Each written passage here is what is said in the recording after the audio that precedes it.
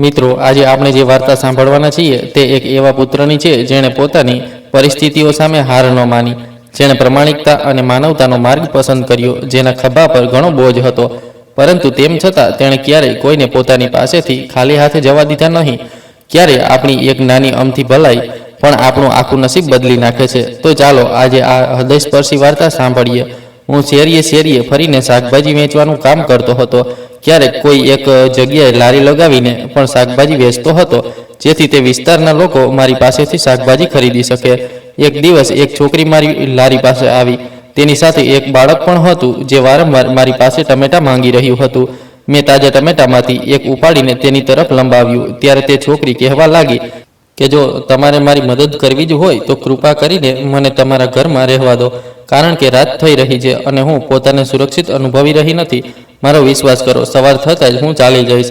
મને તે બિચારી પર દયા આવી ગઈ અને આ જ કારણે હું તેને મારા ઘરે લઈ આવ્યો. તે બીજા રૂમમાં જઈને સૂઈ ગઈ, પરંતુ લગભગ અડધી રાતના સમયે તે બાળક અચાનક રડતું રડતું મારી પાસે આવ્યું અને મને ઉઠાડીને તેની માતાના રૂમમાં લઈ ગયું.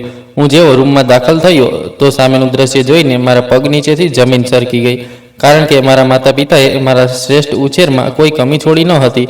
તેમણે પોતાની ક્ષમતા મુજબ મને સારી રીતે ભણાવ્યો લખાવ્યો હતો, મારા માટે બધું જ કર્યું. પરંતુ સમજદાર થયા પછી મેં જેટલું વિચાર્યું હતું તેવું હું કંઈ પણ તેમના માટે કરી શકતો નહોતો.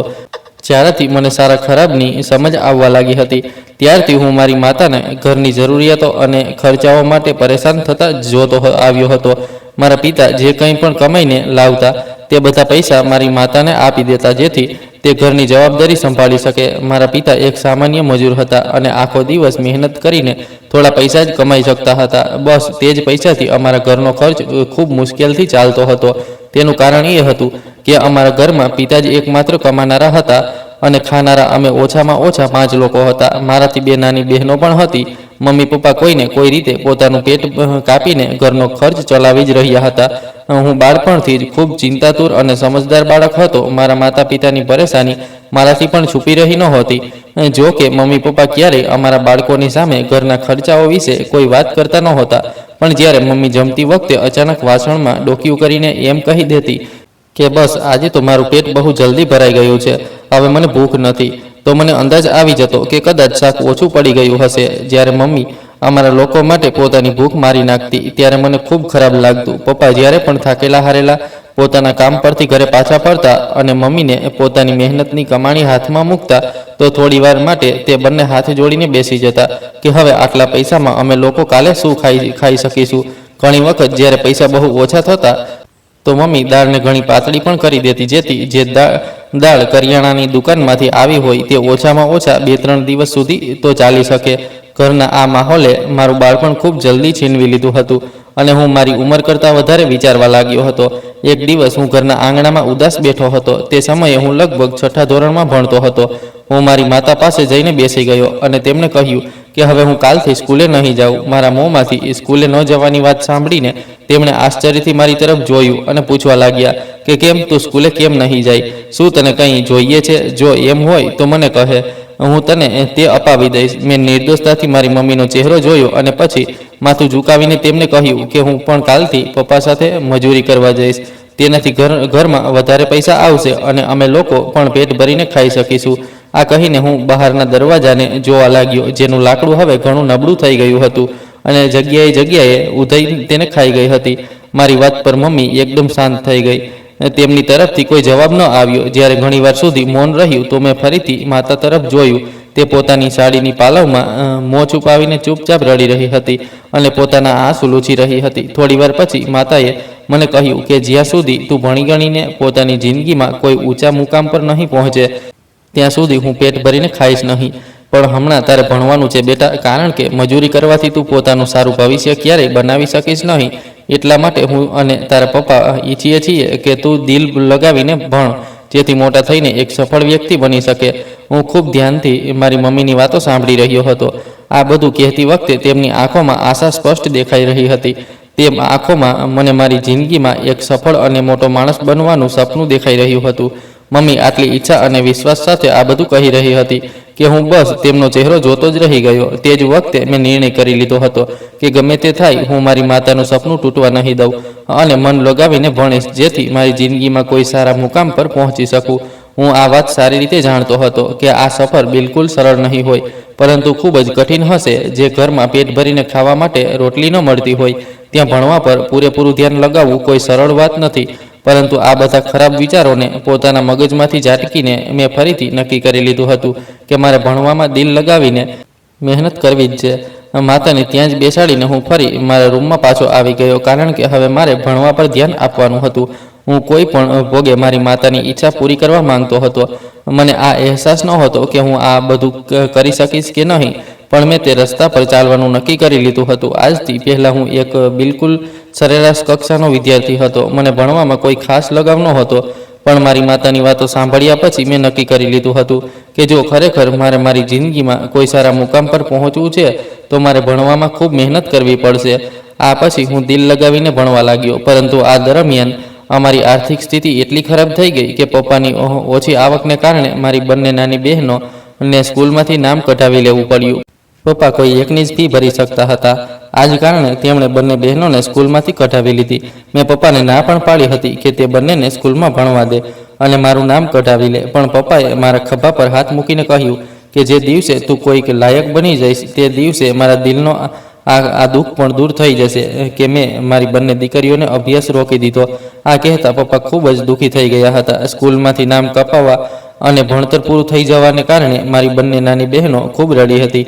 મમ્મીએ તે બંનેને હિંમત આપવાનો પ્રયાસ કર્યો કે જ્યારે તમારો ભાઈ ભણી ગણીને કંઈક બની જશે તો તમે બંને જે ઈચ્છશો તે તમારી દરેક ઈચ્છા પૂરી કરશે. મમ્મી અને પપ્પા બંને બહેનોને સમજાવવાનો અને સંભાળવાનો પ્રયાસ કરી રહ્યા હતા. હું ખૂણામાં ઊભો રહીને એ વિચારી રહ્યો હતો કે જે દિવસે હું સફળ થઈ જઈશ તે દિવસે હું મારા ઘરના લોકોને ક્યારેય કોઈ વસ્તુની કમી નહીં થવા દઉં.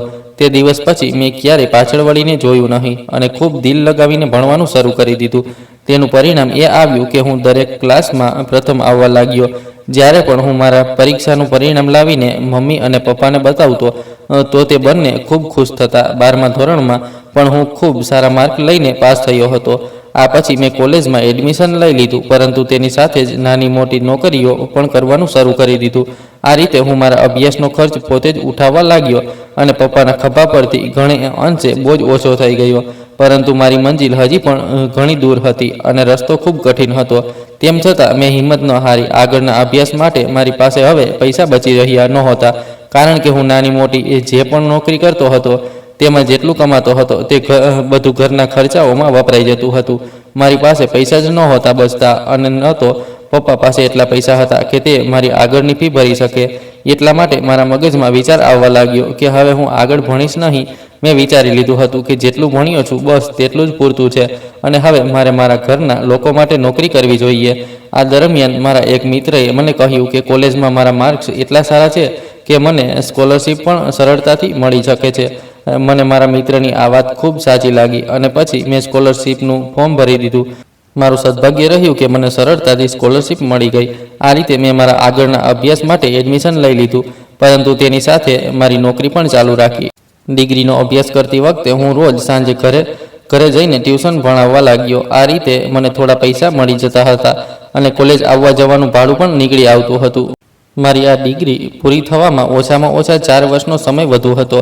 ત્યારે જઈને મારા હાથમાં યુનિવર્સિટીની ડિગ્રી આવતી. યુનિવર્સિટીની જિંદગી બિલકુલ અલગ હોય છે, પરંતુ મેં અહીં પણ પોતાને સીમિત રાખ્યો, કારણ કે હું જાણતો હતો કે બિનજરૂરી ખર્ચાઓ માટે મારી પાસે ન તો સમય છે અને ન તો પૈસા. મારા માથે ઘણી બધી જવાબદારીઓ હતી જેને મારે નિભાવવાની હતી. આ જ કારણે મેં ત્યાં બહુ ઓછા લોકો સાથે મિત્રતા રાખી. રોજે રોજ બધા મિત્રો મળીને ક્યારેક કોઈ મોંઘી હોટલમાં જમવા જતા હતા, તો ક્યારેક મૂવી જોવા કે કોઈની બર્થડે પાર્ટી સેલિબ્રેટ કરવા.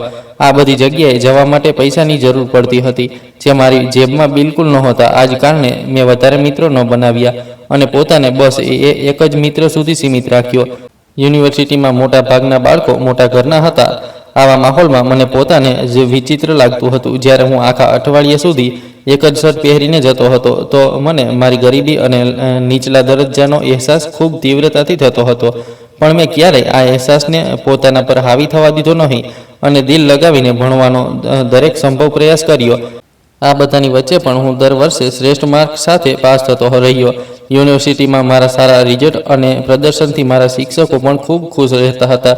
પણ ક્યારેક મારા ઘરના હાલાત મને અંદરથી એટલા પરેશાન કરી દેતા હતા કે થોડા દિવસો માટે ભણવામાંથી મારું ધ્યાન હટી જતું હતું અને હું ભણવામાં નબળો પડવા લાગતો હતો. પરંતુ પછી થોડા દિવસો બાદ હું પોતાને સંભાળી લેતો અને એકવાર ફરી ભણવામાં વ્યસ્ત થઈ જતો હતો. આ બધું મારી સાથે ઘણા વર્ષોથી થતું આવ્યું હતું. મેં પોતાથી જ સંભાળતા શીખી લીધું હતું. હું મારું દુઃખ દર્દ કોઈની સાથે પણ વહેંચતો નહોતો. બહારની દુનિયાની સામે હું પોતાને ખૂબ મજબૂત બતાવતો હતો, પરંતુ એકાંતમાં બેસીને હું કલાકો સુધી મારા આવનારા ભવિષ્ય વિશે વિચારતો રહેતો હતો.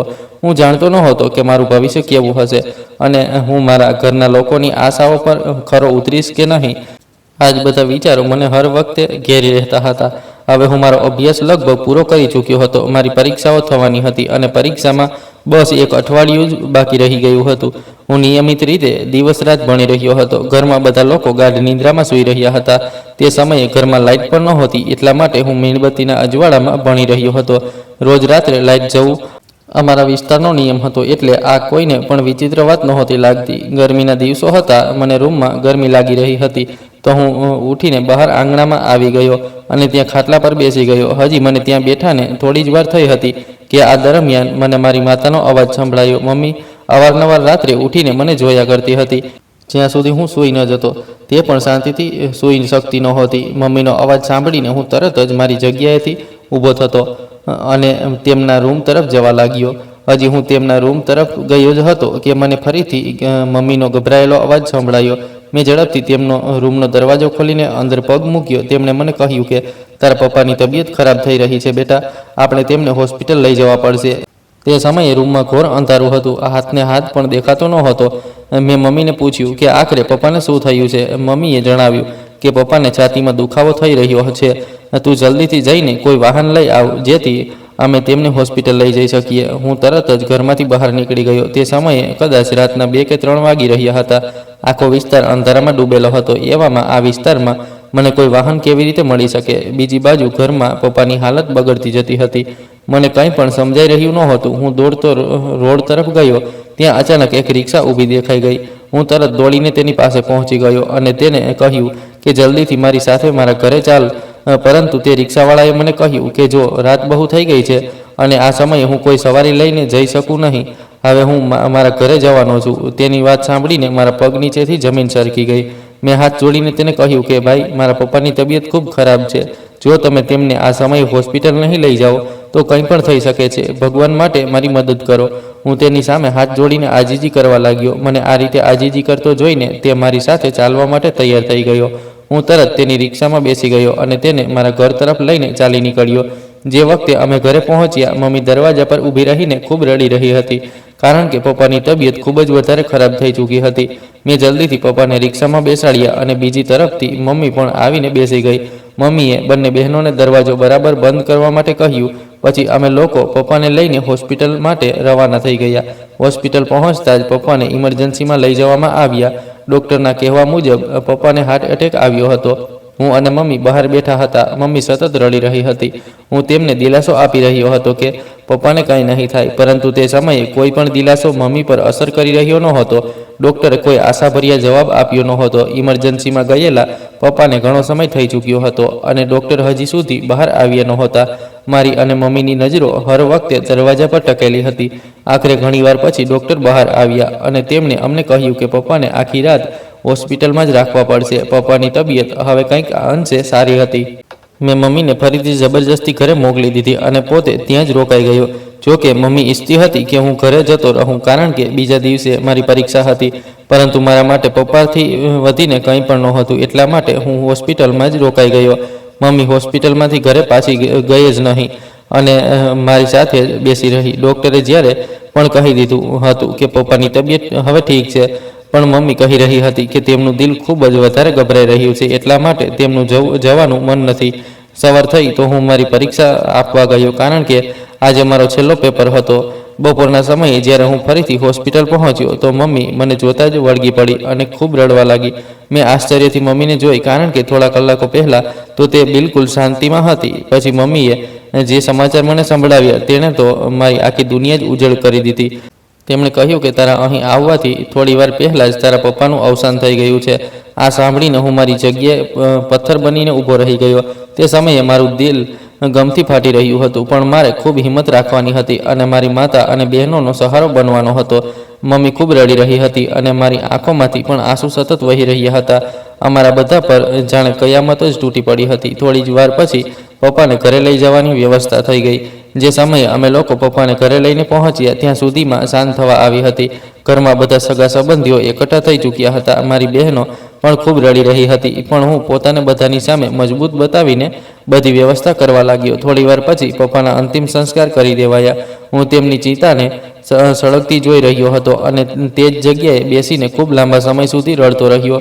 મારા પિતા મને સફળ વ્યક્તિ બનતા જોવા માંગતા હતા, પણ તેમની જિંદગીએ તેમને એટલો સમય ન આપ્યો કે તે મને સફળ થતા જોઈ શકે. તે સમયે મારું દિલ ગમથી ફાટી રહ્યું હતું, કારણ કે પપ્પાએ દરેક પગલે મારો સાથ આપ્યો હતો. આજે તેમના ગયા પછી હું પોતાને ખૂબ જ એકલો મહેસૂસ કરી રહ્યો હતો.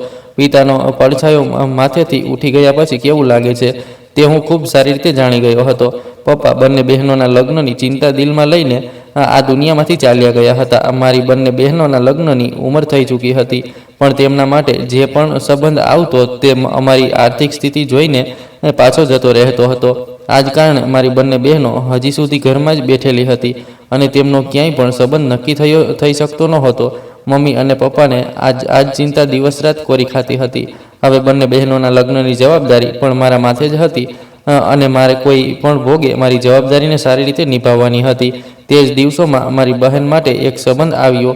મમ્મી ઈચ્છતી હતી કે કોઈ પણ રીતે તેનો આ સંબંધ નક્કી થઈ જાય, પણ જે છોકરીના પિતા મૃત્યુ પામ્યા હોય અને ભાઈ ઘરમાં બેરોજગાર બેઠો હોય તે ઘરની છોકરી સાથે સંબંધ વળી કોણ કરે. આ જ કારણે દરેક વખતની જેમ આ સંબંધથી પણ ઇનકાર થઈ ગયો. તે દિવસે મમ્મી ખૂબ રડી. મમ્મીની હાલત હવે મારાથી જોઈ શકાતી નહોતી. મને આજ ચિંતા કોરી ખાતી હતી કે ક્યાંક તેમની દીકરીઓ પિતાના ઘરની દહલીજ પર બેઠી બેઠી વૃદ્ધ ન થઈ જાય.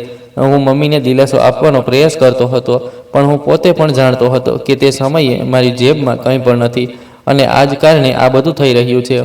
હું હાથમાં ડિગ્રી લઈને નોકરીની શોધમાં આમ તેમ ભટકવા લાગ્યો હતો, પણ ક્યાંય પણ ભલામણ કે લાંચ વિના મને નોકરી મળી રહી નહોતી. જ્યાં પણ હું નોકરીની શોધમાં જતો ત્યાં ઇન્ટરવ્યૂ પછી મારી પાસે લાંચ માગવામાં આવતી હતી. ઘણી વખત તો હું ઇન્ટરવ્યૂમાં પાસ પણ થયો, પણ લાંચ આપવાના પૈસા ન હોવાને કારણે દરેક વખતે નિષ્ફળતા જ મારા હિસ્સામાં આવતી અને મારે નોકરીથી હાથ ધોવા પડતા. તે જ દિવસોમાં મારી બહેન માટે એક બીજો સંબંધ આવ્યો અને તે લોકોને મારી બહેન પસંદ પણ આવી ગઈ. મમ્મીએ તરત જ તે સંબંધ માટે હા પાડી દીધી, કારણ કે તે આ સંબંધને કોઈ પણ કિંમતે હાથમાંથી જવા દેવા માંગતી નહોતી. પણ હકીકત એ હતી કે મારી બહેનના લગ્ન કરવા માટે અમારી પાસે બિલકુલ પણ પૈસા નહોતા. તેમ છતાં જ્યારે બહેનનો સંબંધ નક્કી થયો તો મારી માતાના દિલને થોડી શાંતિ મળી. પપ્પાના ગયા પછી તેમની રાતની ઊંઘ ઉડી ગઈ હતી અને તે ખૂબ જ ચિંતાતુર રહેવા લાગી હતી. આ સંબંધ નક્કી થવાથી તેમને થોડો દિલાસો મળ્યો, પરંતુ વાત તો ચિંતાની જ હતી, કારણ કે હજી સુધી મારી નોકરીની કોઈ વ્યવસ્થા થઈ નહોતી અને બીજી બાજુ બહેનના લગ્ન પણ માથે ઊભા હતા. મમ્મીએ તે લોકો પાસેથી થોડા મહિનાનો સમય લઈ લીધો, કારણ કે તેમને લાગી રહ્યું હતું કે જલ્દી જ મારી નોકરી લાગી જશે અને હું સરળતાથી મારી બહેનના લગ્ન કરી શકીશ. હું મારી માતાને કેવી રીતે સમજાવું કે નોકરી લાગવી એટલું સરળ નથી, કારણ કે દરેક જગ્યાએ મારી પાસે ભલામણ કે લાંચની માંગણી કરવામાં આવી રહી હતી અને તેના માટે મારી પાસે પૈસા જ નહોતા. હું રોજ સવારે વહેલા ઘરેથી નોકરીની શોધમાં નીકળી પડતો અને આમ તેમ ધક્કા ખાઈને સાંજે પાછો ફરતો. જ્યાં ક્યાંક પણ મને થોડી આશા નજર આવતી હું તરત ત્યાં પહોંચી જતો, પણ દરરોજ સાંજે માથું ઝુકાવીને અને મોં લટકાવીને ઘરે પાછો ફરતો. મમ્મી મારો ચહેરો જોતાં જ સમજી જતી હતી કે આજે પણ મને ક્યાંય નોકરી મળી નથી અને હું ખાલી હાથે જ ઘરે પાછો આવ્યો છું. હવે તો મને ઘરે પાછા ફરતા પણ શરમ અનુભવવા લાગી હતી. મારી માતા અને બહેનોની મારાથી ઘણી બધી આશાઓ જોડાયેલી હતી અને હું તેમની એક પણ આશા પૂરી કરી શકતો નહોતો. બહેનના લગ્ન પણ ધીમે ધીમે નજીક આવતા જઈ રહ્યા હતા અને દિવસો ખૂબ જ ઝડપથી પસાર થતા જઈ રહ્યા હતા. આ જોઈને મમ્મી વધારે પરેશાન રહેવા લાગી હતી. જ્યારે પણ હું ઘરે પાછો ફરતો તે મને આ જ સવાલ કરતી હતી કે શું આજે પણ તને નોકરી ન મળી, અને હું ખામોશીથી માથું ઝુકાવી લેતો હતો. ઘરના હાલાત પણ હવે ખરાબ થતા જઈ રહ્યા હતા. કારણ સ્પષ્ટ હતું. પપ્પા જે કંઈ પણ કમાતા હતા તે જ પૈસાથી ઘર ચાલતું હતું અને હવે પપ્પા તો રહ્યા નહોતા તો તેમની આવક પણ બંધ થઈ ચૂકી હતી. હું જે નાની મોટી નોકરીઓ કરતો હતો તે પણ હવે મારા હાથમાંથી નીકળી ચૂકી હતી, કારણ કે કાં તો હું તે નોકરીઓ કરી શકતો હતો અથવા તો સારી નોકરીની શોધમાં અહીં તહીં ભટકી શકતો હતો. પછી એક સમય તો એવો આવ્યો કે મારી જેબમાં પૈસા બિલકુલ જ ખતમ થઈ ગયા. મમ્મીની સામે હાથ ફેલાવવામાં મને શરમ અનુભવાતી હતી. મારે તેમને પૈસા આપવા જોઈતા હતા અને હું તેમની પાસેથી ભાડાના પૈસા માંગી રહ્યો હતો. આ જ કારણે મેં તેમની પાસેથી ભાડાના પૈસા માંગવાનું પણ બંધ કરી દીધું અને પગપાળા જ દરેક જગ્યાએ આવવા જવાનું શરૂ કરી દીધું. અહીં સુધી કે પગપાળા ચાલવાને કારણે મારા પગમાં ફોલા પડી ગયા અને મારા ચપ્પલ પણ જગ્યાએથી ઘસાઈ ગયા હતા.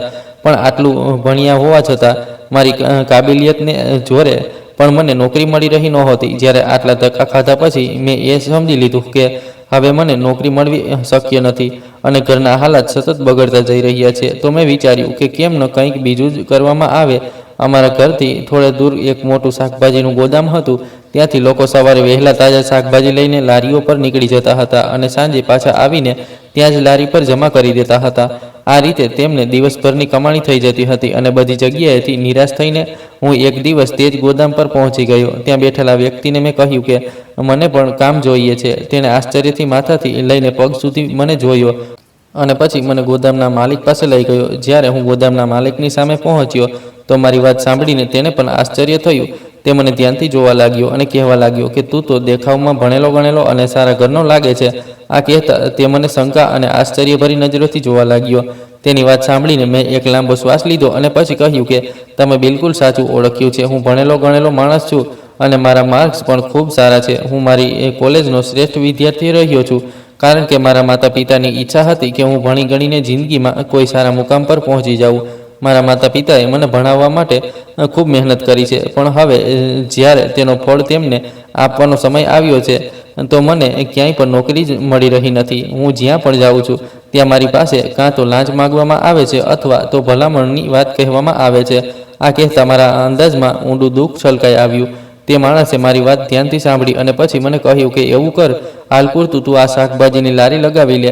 જેવી જ મારી પાસે કોઈ બીજી સારી નોકરી આવશે હું તને તે અપાવી દઈશ. તે માણસની વાત સાંભળીને મને થોડી શાંતિ મળી. તેણે પોતાના એક માણસને આ અવાજ દીધો અને તેને કહ્યું કે મને બધું કામ સમજાવી દે. હું તે માણસની સાથે ઉઠીને બહાર આવી ગયો. બહાર આવીને તેણે મને શાકભાજીની લારી લગાવવા માટે આપી. મેં મોટી મુશ્કેલીથી મારા આંસુ છુપાવતા તે માણસ પાસેથી તે લારી લીધી. ગોદામમાંથી બહાર નીકળી આવ્યો અને પછી થોડે દૂર જઈને રોડ પર તે લારી લગાવી દીધી. મારી આંખોમાં વારંવાર આંસુ આવી રહ્યા હતા. મેં મારા શર્ટથી મારા આંસુ સાફ કર્યા અને પછી ત્યાં જ ઊભો રહી ગયો. મને હવે તીવ્રતાથી આ વાતનો અહેસાસ થઈ રહ્યો હતો કે મેં મારી જિંદગીના કેટલા વર્ષ ભણવા પર બરબાદ કરી દીધા.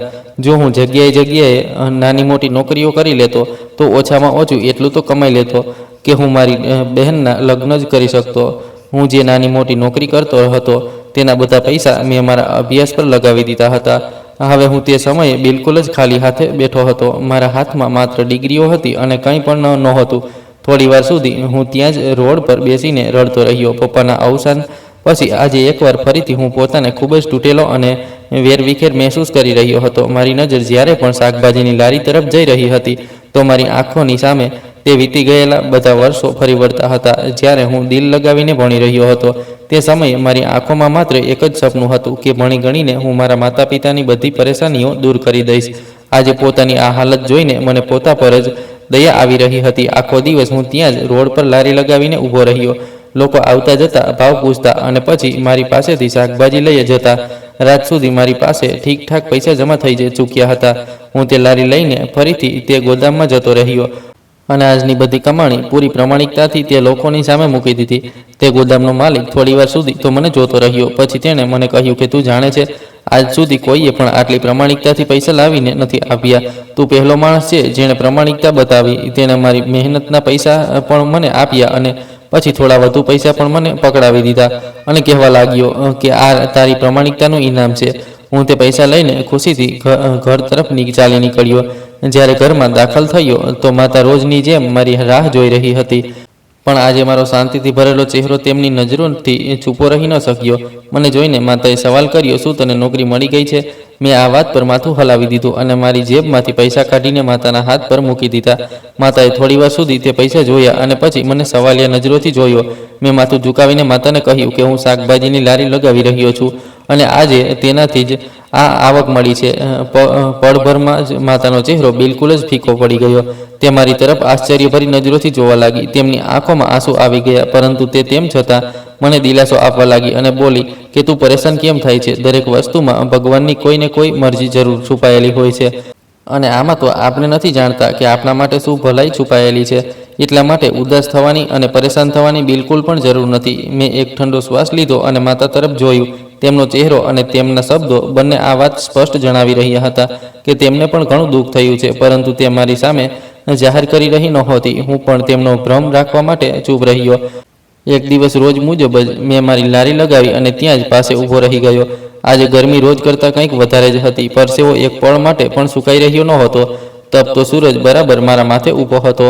એવામાં દરેક જણ ગરમીથી પરેશાન હતો અને કોઈ છાંયડાની શોધમાં હતો, પણ હું તેમ છતાં રોડ પર ઊભો હતો, કારણ કે અહીં ઊભા રહેવાથી શાકભાજી વધારે વેચાતી હતી. જો હું કોઈ છાંયડામાં જવાનો પ્રયાસ કરતો તો તે જગ્યા રોડથી થોડી દૂર થઈ જતી અને આ રીતે ત્યાં મને ગ્રાહક પણ ઓછા જ મળી શકતા.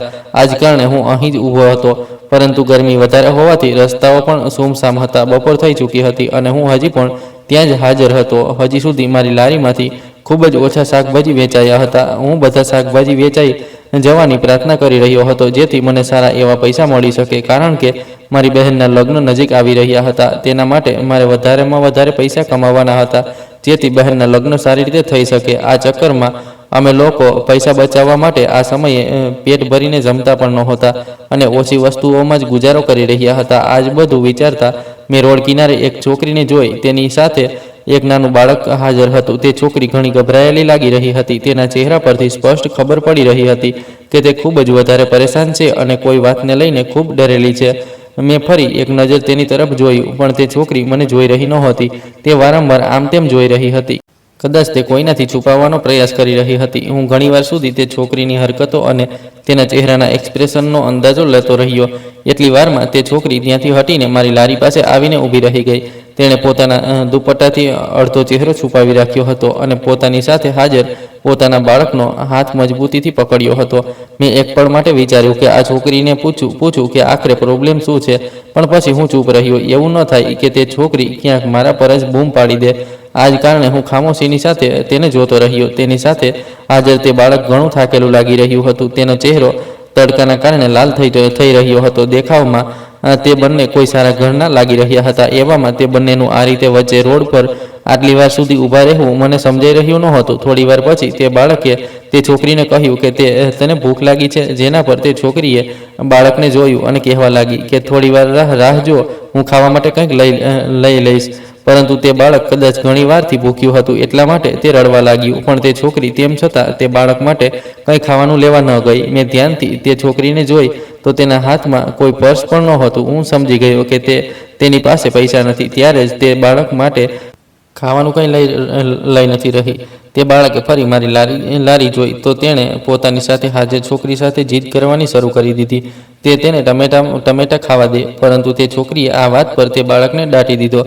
થોડી વાર માટે તે બાળક ચૂપ થઈ ગયું, પણ ફરીથી લારી પર હાજર ટમેટા જોઈને જીદ કરવા લાગ્યું. તે છોકરી ક્યારેક તેને દાટી દેતી તો ક્યારેક પ્રેમથી ટાળી દેતી. ઘણીવાર સુધી આ બધું જોતો રહ્યો, પરંતુ મારાથી સહન ન થયું. તે એક નિર્દોષ બાળક હતો અને ભૂખથી રડી રહ્યું હતું. મેં મારી લારીમાંથી 2-3 ટમેટા ઉપાડીને તેની તરફ લંબાવી દીધા. તેની સાથે હાજર છોકરીએ ગભરાઈને મારી તરફ જોયું. પછી તેણે મને કહ્યું કે તમે આ રાખી લો, કારણ કે મારી પાસે આ સમયે પૈસા નથી. હું તમને કંઈ પણ આપી શકું તેમ નથી. એટલી વારમાં તે બાળક મારી પાસેથી ટમેટા લઈ ચૂક્યું હતું. પછી તે છોકરીએ તે બાળકના હાથમાંથી ટમેટા લઈને પાછા મારી તરફ લંબાવી દીધા. તે બાળક ફરીથી રડવા લાગ્યું. કદાચ હવે ભૂખ તેની સહન શક્તિથી બહાર થઈ ચૂકી હતી. મેં ફરીથી ટમેટા તે બાળકને પકડાવી દીધા અને છોકરી તરફ જોઈને કહ્યું કે કોઈ વાત નહીં, આ તો બાળક છે, તમે તેને લેવા દો, મને કોઈ તકલીફ નથી. મારી વાત સાંભળીને તે છોકરીની આંખોમાં આંસુ આવી ગયા. પછી કંઈક વિચારીને મેં તે છોકરીને કહ્યું કે જો તમને પણ ભૂખ લાગી હોય તો હું તમારા માટે પણ કંઈ લાવીને આપી શકું છું. પૈસાની કોઈ ચિંતા નથી. મારી આ વાત સાંભળીને તે છોકરી જોરથી રડવા લાગી. હું તેને આ રીતે રડતી જોઈ એકદમ ગભરાઈ ગયો, કારણ કે મને આ વાતની બિલકુલ પણ આશા નહોતી કે તે આ રીતે ધ્રુસકે રડવા લાગશે. ઘણીવાર પછી તે છોકરી ચૂપ થઈ તો મને કહેવા લાગી કે જો તમે મારી મદદ કરવા માંગતા હો તો કૃપા કરીને મને પોતાની સાથે તમારા ઘરે લઈ ચાલો. થોડી જ વારમાં અંધારું થઈ જશે, કારણ કે હવે સાંજ થઈ રહી છે અને હજી સુધી મને ક્યાંય પણ માથું છુપાવવાની જગ્યા મળી નથી. મારી ઇજ્જત સુરક્ષિત નથી. હું સવાર થતાં જ તમારા ઘરેથી ચાલી જઈશ. હું આશ્ચર્યચકિત થઈને તે છોકરીની બધી વાતો સાંભળી રહ્યો હતો. હું તો તેની માત્ર એટલી જ મદદ કરી શકતો હતો કે તેને ખાવા માટે કંઈક લાવીને આપી દેતો. તેનાથી વધારે મદદ કરવી મારા બસમાં નહોતું. પણ તે છોકરીએ મારી સામે હાથ જોડી દીધા અને બોલી કે તમારી પણ તો બહેનો હશે ને, હું તેમનો વાસ્તો આપું છું. કૃપા કરીને મને પણ પોતાની સાથે જ લઈ ચાલો. અહીં હું સુરક્ષિત નથી. તેની વાત સાંભળીને હું વિચારમાં પડી ગયો અને મને તે છોકરી પર દયા પણ આવી. હું વિચારવા લાગ્યો કે જો હું તેને અહીંયા આમ જ છોડીને ચાલ્યો ગયો અને પછી આ છોકરી સાથે જો કંઈ ખોટું થઈ ગયું તો પછી તેનો જવાબદાર પણ હું જ હોઈશ. મેં તે જ વખતે નિર્ણય કર્યો કે હું આ છોકરીની સુરક્ષા કરીશ અને આ જ કારણે હું તેને મારી સાથે ઘરે લઈ આવ્યો. હું તે છોકરી અને નાના બાળકને ઘરમાં લઈને દાખલ થયો તો મારી માતા અને બહેનો ચોંકીને તે છોકરી અને બાળકને જોવા લાગી. મેં મારી બહેનને કહ્યું કે જઈને કંઈ ખાવાનું લઈ આવ અને આ બંનેને પણ ખાવા માટે કંઈક આપ. મમ્મી આશ્ચર્યથી તે છોકરીને જોઈ રહી હતી. મારી બહેન તે બંને લોકોને લઈને અંદર જતી રહી. પછી મેં મમ્મીને બધી વાત જણાવી કે કઈ રીતે તે છોકરી બપોરથી લઈને હજી સુધી ત્યાં જ રોડ પર ઊભી હતી.